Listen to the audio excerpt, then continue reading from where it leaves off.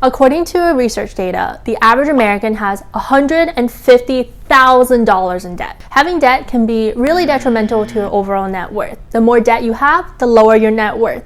The more debt you have, the lower the wealth you have to spend on everything else. So, how do we fix this problem? How do we get rid of debt? Stay tuned, because in today's video, we're going to talk about the techniques that I use to become debt-free by 25. Hopefully with the tips and tricks that I share with you today, you can also start your path towards becoming debt-free.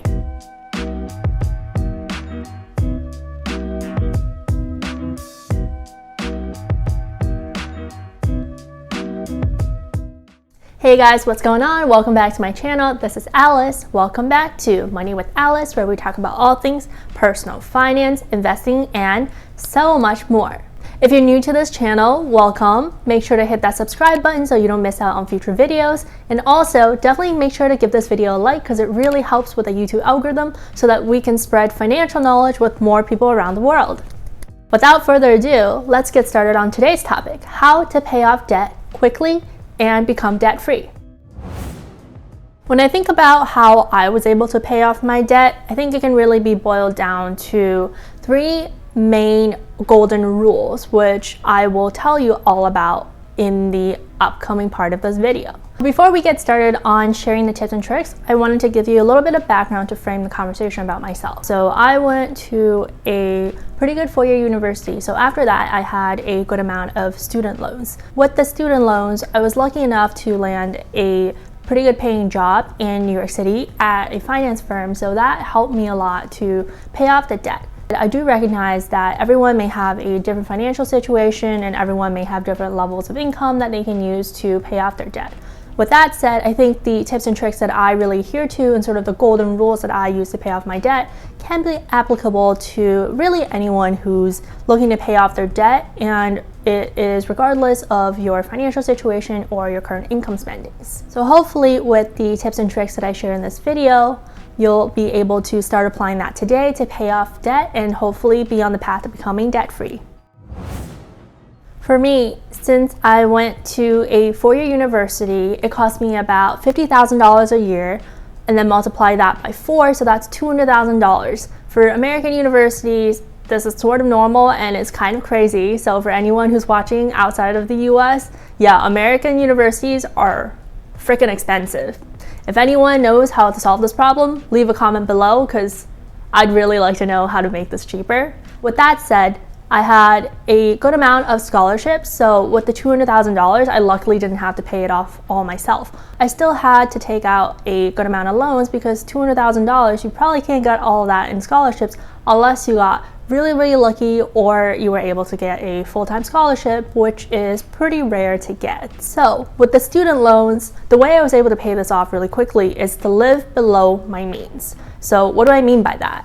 By living below your means, what I mean is don't spend everything that you make. Have some money left over. If you spend everything you make, how are you going to pay off any debt? You don't have any money left over to do that. Living below your means is so important to being able to pay off your debt. In college, for every single year in college, I worked part-time. So I worked in like cafeterias, I did tutoring, I did TAing. Basically, in addition to finding time to also work on schoolwork, I also found time to actually make money. With the money that I made, I was pretty smart with it. Rather than splurging everything because, oh, now I have a side income stream where I can have discretionary income to spend on things, I decided that for things that weren't rent or for things that weren't for food and groceries, I would put that money into my savings account. So why did I put that in a savings account? Well, with a savings account, I had money left over so that in the future, I can use my savings account to pay off my student loans.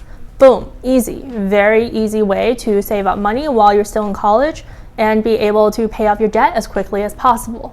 And then after I graduated college, I signed a job offer with a finance firm in New York. So the salary was pretty good, but rather than splurging everything on like a super fancy apartment or going to clubs all the time or spending all that money on like tabs for, drinks and whatever with friends, I was splurging a little bit, but very selectively. And the good thing is I was able to save up a lot of money to pay back my student loans. The main cost in New York City especially is the rent. So what I did was I lived below my means in that I found a really cheap apartment So this price might sound sort of crazy to you guys, but in New York, let me just give you a framework, right? In New York, the average studio, and this is a box, literally, it has no separate bedrooms. A studio that is probably like 400 square feet for one person costs about $3,000 a month.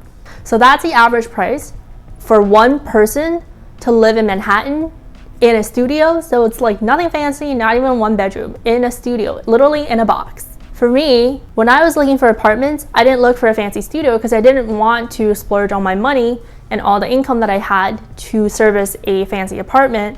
Rather, I wanted to save money to pay down my debt. So what did I do instead? Well, I looked for an apartment that was basically half the price. So my rent, rather than it being $3,000, was $1,400. Yes, it might have been a lifestyle downgrade in that I didn't have a dormant building and I didn't have all these fancy amenities, but I had all this money left over that I could actually use to pay off my debt, which was super helpful and helped me to become debt-free pretty quickly. Also, rather than using that money to go to bars every single weekend or splurge on really expensive drinks all the time, in New York, if you go to a club, every single tequila shot will probably cost you $30. So that $30 really adds up pretty quickly. Rather than doing that all the time, I put that money towards my savings accounts or towards my investments, or I use that to pay off my debt. So I was creating net worth and I was creating wealth for myself early on in my career, which was really helpful in paying off debt and also just accumulating wealth in general. Anyway, point here is, if you want to pay off debt quickly, follow this golden rule. Live below your means. Try to downgrade areas in your lifestyle where you can downgrade a little bit. Like maybe an apartment. Can you find a little bit of a cheaper apartment? Can you afford to go to drinks a couple fewer times, right? Like if you go to drinks right now twice or 3 times a week, can you just cut that down to like 1 time? If you go to restaurants pretty often, if you eat out a lot, maybe rather than eating out every single week, try to eat out like once a month. Every single time you save a little bit of money, that money will eventually add up to a lot of money that you saved, which you can then use to pay down your student debt and or general loans, and you can be on your path to becoming debt-free in no time.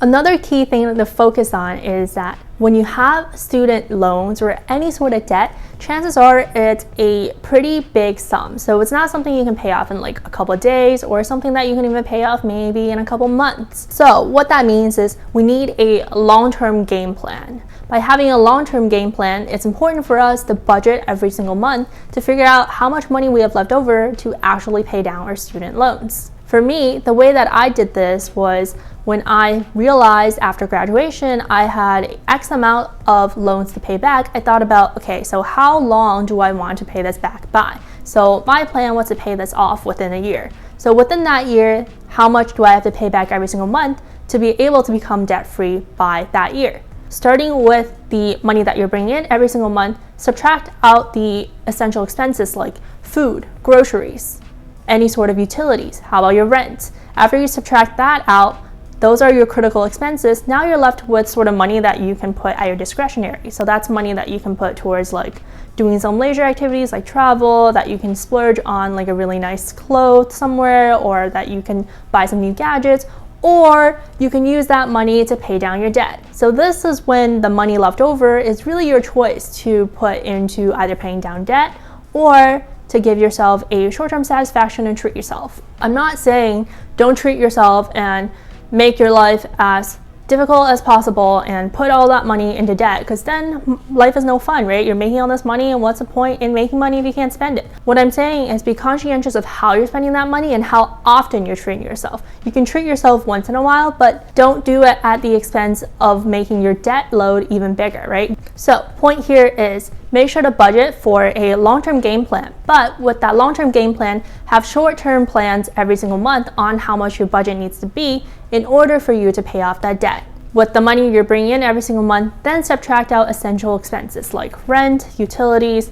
cell phone bills, groceries, and then that money left over, that's your discretionary that you can allocate either towards like splurge yourself, treat yourself, nice nights out, or you can put towards debt. Think about how much of that you actually want to prioritize for debt, and think about how much you want to use for your other fun activities. What I recommend is when you can, prioritize paying down debt with that money rather than treating yourself. The third essential tip that I have for how I was able to pay off your debt and how you should be able to pay off your debt as well is if you have any large windfall cash, use that to pay off your debt. So for me, when I signed the job offer in New York City, I got a pretty nice sign-on bonus. With the sign-on bonus, yes, I did treat myself a little bit, so I got myself like, a nice dinner. But for the majority of that windfall that I got based on my signing bonus, I actually put that towards paying down my student debt, which is super important because you're not going to get these cash flows all the time. So when you have a lot of money, put that towards paying down your debt because that is something that your future self will thank you for. I know it can be really tempting to want to treat yourself to like a super luxurious vacation whenever you get a large sum of money, but think about the future impact that will have on your overall expenses. Becoming debt-free is an awesome feeling, so you want to be able to do that as quickly as possible, and what better way to use your sign-on bonus or any sort of large windfall for. The other thing that I did was for the following year, after filing my first tax returns, because this was my first job out of college, with the tax refund that I got, I put that money also towards paying down debt. So the point here is, if you get any large amount of cash because of a year-end bonus, because of a tax refund, or because of a sign-on bonus, rather than put that money or a large amount of that money towards something that's like a treat yourself, instant gratification, put it towards making sure that you are financially able to achieve your financial goals and that you're on the path of financial freedom by paying down your debt. The other really bad thing about debt is that debt accumulates interest. It's not free money. If you're taking out $1,000 in student loans or debt today and it's at like a 6% interest, for example, which is actually pretty low, with that 6% interest, that means that by next year, rather than paying back $1,000, you have to pay back $1,060. So you have to pay them $1,000 plus $60 for them to loan you that money for that year. So it means that you just have to pay back a larger sum of your hard-earned money tomorrow than you do today. So why not pay off that debt as quickly as possible? Alrighty, let's do a quick recap of the 3 golden rules I would say that were really helpful for me to pay off my debt and that I think anyone who is looking to pay off their debt as quickly as possible should be following. Tip number 1 is to live below your means. This is so critical to being able to pay off your debt. The more you spend, the less money you have to allocate your debt. Spending goes up, debt payment goes down. So think of this sort of as a tipping scale. You either do a lot of one or you do a lot of the other. So which one do you pick? The second thing is to make sure to budget. Think about student loans, think about paying down debt as more of a marathon. But in order to train for a marathon, you have to start small. You have to start practicing and training today, one step at a time. So what does that mean? You have to budget every single month to make sure that your monthly goals will eventually help you to pay down all of your debt. The third tip I have for you guys is think about when you get any sort of large cash windfall. So that's like your tax refunds, any sort of bonus, sign-on bonus, year-end bonus, you name it. If you get a lot of money at one time, don't think immediately to treat yourself, splurge on a really nice bag. Although, I also really like my Chanel's, but rather than buying a Chanel, put the money towards paying down your debt. Don't overindulge and treat yourself to make your future self suffer. Alrighty folks, that is all I have on my agenda today. I hope you learned something that you can apply towards paying down your debt quickly today. If you like this video, please also like this video below and also make sure to subscribe because both of these actions really support my channel and really help with the YouTube algorithm so that we can spread financial knowledge with more people around the world. I'll talk to you guys soon. In the meanwhile, have a good day, have a good evening, and make sure to make really good financial decisions.